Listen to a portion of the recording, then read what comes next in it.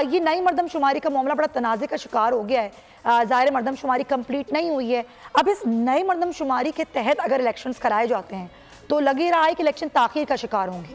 लेकिन ये ज़रा बताइएगा सर कि आईनी तौर पर क्या पुरानी मरदमशुमारी के तहत भी इलेक्शंस कराए जा सकते हैं? बहुत शुक्रिया। देखिए, जो नई मरदमशुमारी के मुताबिक अगर इंतखाबात कराने का इरादा होगा तो यकीनन इंतखाबात में ताख़ीर होगी। पहली तो बात यह है कि क्या आइन के तहत नई मरदमशुमारी के मुताबिक इंतखाब हो भी सकते हैं या नहीं, क्योंकि आपको आइन के अंदर एक तरमीम करनी होगी। अच्छा। जो सूबों की तकसीम है कौमी असम्बली की नशिस्तों की, वो बदल जाएगी, तो उस बदली हुई तकसीम को आर्टिकल 51(3) में रिफ्लेक्ट करने के लिए आपको तरमीम करनी पड़ेगी। तो वो तरमीम हो नहीं सकती इस वक्त क्योंकि मेंबर ही पूरे नहीं है। सही।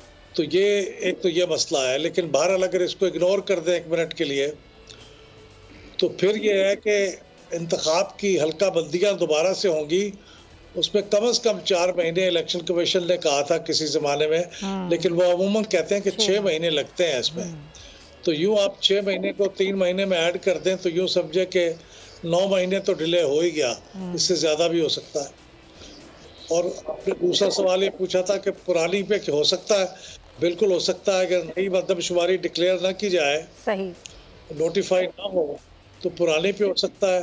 और मेरे ख्याल में तो डिक्लेयर कर भी दें तो भी हो सकता है, क्योंकि आप कॉन्स्टिट्यूशनल अमेंडमेंट नहीं कर सकते। तो पुरानी के मुताबिक ही प्रैक्टिकल है, वही करना चाहिए।